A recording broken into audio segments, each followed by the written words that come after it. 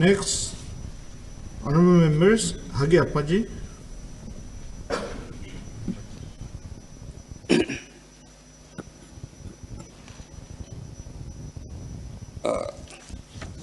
माननीय अध्यक्ष जी, बहुत बहुत धन्यवाद आपको मुझे मौका दिया है आपका सदन में मुझे बोलने का। आज मैं विशेष रूप से खास टिप्पणी करने के लिए या कुछ विस्तार से ये बजट का बारे में बोलने के लिए नहीं, बल्कि मैं अपना खुशी जाहिर करने के लिए खड़ा हुआ हूं, ताकि जो कल सदन में बजट पेश किया है इसका जांच पड़ताल करने के बाद हमारा जानकारी के मुताबिक जो है इतना अच्छा और अद्भुत बजट पेश किया है, इसका मैं honourable deputy chief minister John amen साहब को बधाई देता हूं। साथ में honourable chief minister Pema Khandu को बधाई देता हूं और उनका पूरा टीम को, क्योंकि इसमें मेरा जानकारी के मुताबिक ये विकसित भारत का मार्ग पे ये विकसित अरुणाचल और आत्मनिर्भर के लाइन में ये बजट पेश किया गया है। और इसमें खास तौर से मेरा जानकारी के मुताबिक मैं दो बिंदु पर थोड़ा बोलना चाहूँगा। वो हमारा यूथ का बारे में आपने जो प्रस्ताव रखा है बजट में, इसका मुझे काफ़ी संतोष है और हमारे सदन में जितना मेंबर हैं सभी को भी संतोष होगा और सभी हमारे प्रदेश के वासियों को भी संतोष होगा।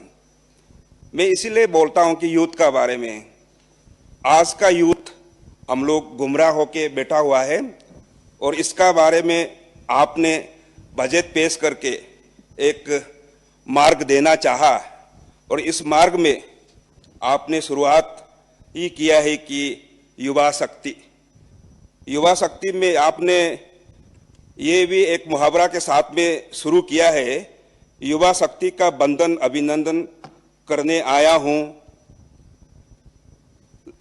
नई उमंगों की पीर में नभ में उड़ान लगाया है।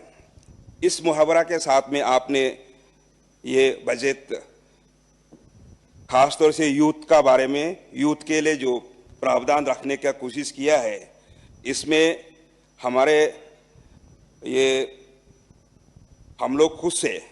खासतौर से मैं निजी तौर पर मैं बहुत खुश लगता हूं, क्योंकि आज का युवा पीढ़ी को जितना तकलीफ झेल रहा है, पढ़ लिख करके बैठा हुआ है और अनएम्प्लॉयमेंट होके बैठा हुआ है, इसका बारे में आपने बहुत केंद्रित करके विचार किया है। और इसमें खास तौर से आपने एक ऐसे अनाउंसमेंट भी किया है कि 25,000 लोगों को स्किल डेवलपमेंट के द्वारा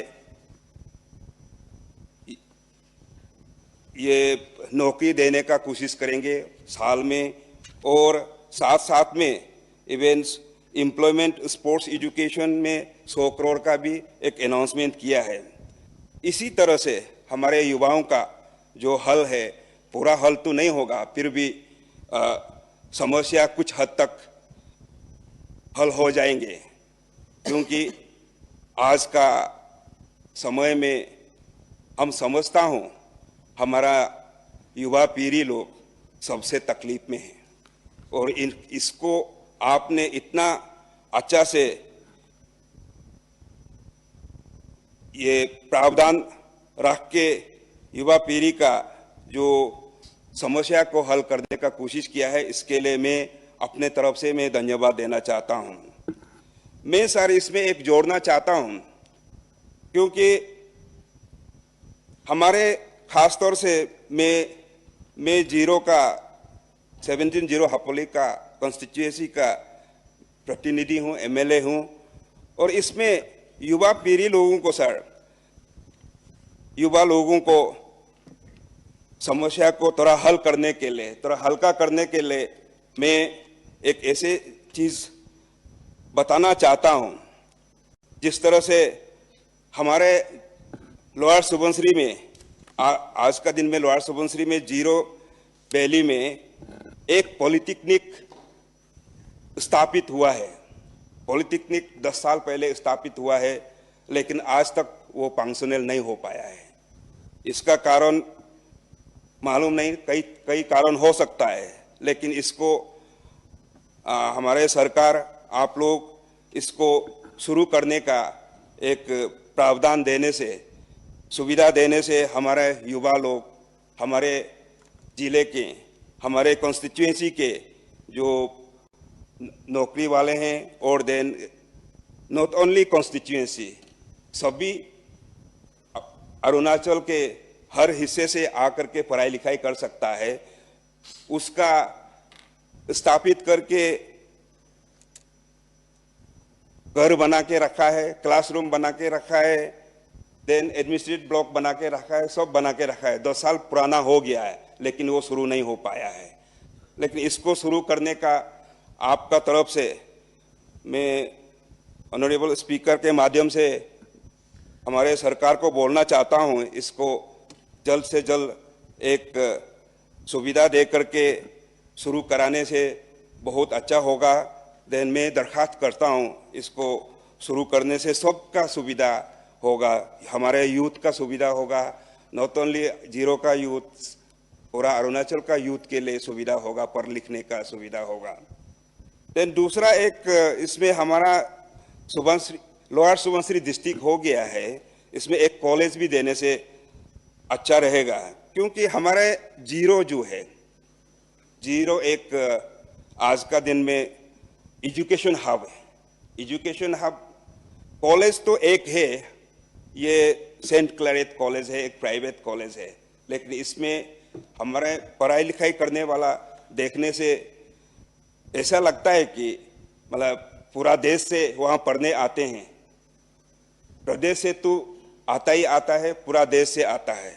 इसीलिए हमारे ये जीरो वैली में और एक तो कॉलेज दिया जाए तो हम लोगों के लिए सुविधा होगा, सब हमारे अरुणाचल लड़का लोगों के लिए सुविधा होगा, क्योंकि ये कॉलेज होना इसीलिए इम्पोर्टेंट है क्योंकि ये जीरो जो है यहाँ से सिर्फ ईटानगर से सिर्फ 2 घंटा का रास्ता है।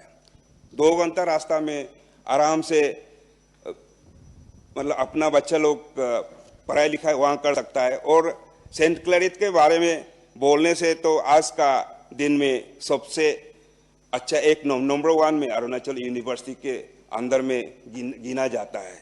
इसलिए जीरो में एक और कॉलेज खोला जाए तो सबके लिए सुविधा होगा, हमारे वासियों के लिए नहीं बल्कि सबके लिए सुविधा होगा, अरुणाचल वासियों के लिए और युवा पीढ़ी लोगों के लिए सब अच्छा होगा और सुविधा होगा। और ये यूथ पॉलिसी प्रोग्राम में इसमें कनेक्टेड है, इसीलिए इसको जोड़ के जीरो में खास तौर से एक पॉलिटेक्निक और ये कॉलेज को शुरुआत करवाने का प्रावधान रखने से हमारे यूथ को का कुछ हद तक हल होगा। दूसरा बाहर जाने का जरूरत नहीं है और सब जीरो में पढ़ने का सब दिल करता है। और दूसरा तो सर मैं वही बात करना चाहता हूं कि और एक तो टूरिज्म सेक्टर अरुणाचल में, ऑफकोर्स टूरिज्म का बारे में तो सभी हमेशा बोलते हुए, आज का बात नहीं बल्कि कई साल से बोलते हुए आया है कि टूरिज्म पोटेंशियल है, लेकिन इसको पोटेंशियल को बनाने के लिए तो हम लोगों का अपना एक अर्थव्यवस्था बना करके हम लोग इन्वेस्टमेंट करना जरूरी है। और इसमें तो हमारा खास तौर से मैं जीरो वैली को इसलिए एक प्रमोशन के हमारे जीरो के लिए नहीं बोल के एक आपका हमारा सरकार का एक टूरिज्म प्लेस हो सकता है। इसमें हॉर्टिकल्चर टूरिज्म हो सकता है, रिलीजियस टूरिज्म हो सकता है और एजुकेशनल टूरिज्म हो सकता है। और हम लोग का जानकारी के मुताबिक हम लोग देखता है कि ये बाहर देश में, थाईलैंड में, मलेशिया में, मालदीव्स में, स्विट्जरलैंड में ये टूरिज्म का वजह से चलता है, उसका सरकार चलता है, देश चलता है। इसीलिए हम लोग भी टूरिज्म सेक्टर में इसको जीरो को भी एक ऐसे टूरिज्म स्पॉट अभी तो है, फिर भी इसको आर्टिफिशियल कुछ टूरिज्म बना करके भी और आगे बढ़ा सकने से तो बहुत अच्छा है सर। देन सर,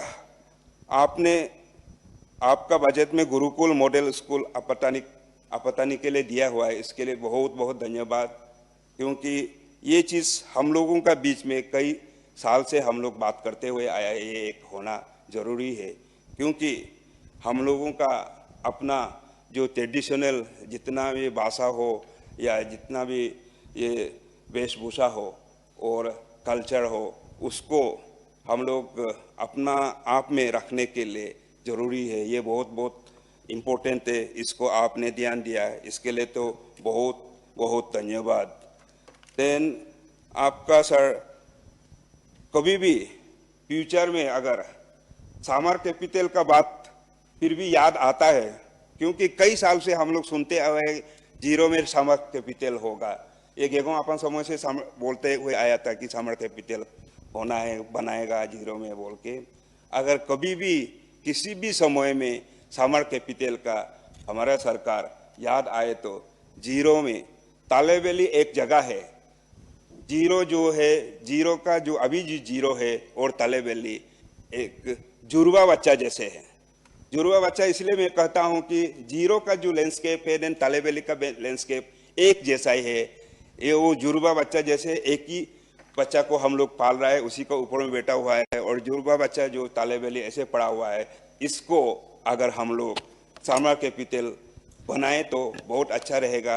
अगर फ्यूचर में हम लोग इसको भी ये एक इन्वेस्टिगेशन करके हम लोग विचार किया जा सकता है।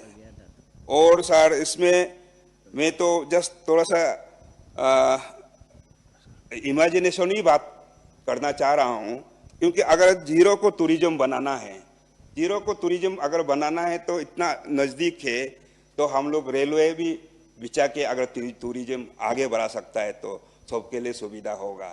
तो इस चीज़ को सरकार के तरफ से, आपका तरफ से ये इसको विचार करके शुरुआत करने से बहुत अच्छा रहेगा, और इसको मैं निवेदन करता हूँ और होगा। आपका इसमें सरकार का नियत और हम लोग समझता है बहुत अच्छा है, बुलंद है और डिसीजन कैपेबल है, ये सब हम लोग मालूम है और करेगा भी, और हम लोग साथ में हैं। और आपका जिस तरह से ये जो बजट पेश किया है, इसको मैं पूरी तरह से समर्थन करता हूँ। थैंक यू, धन्यवाद सर। Thank you.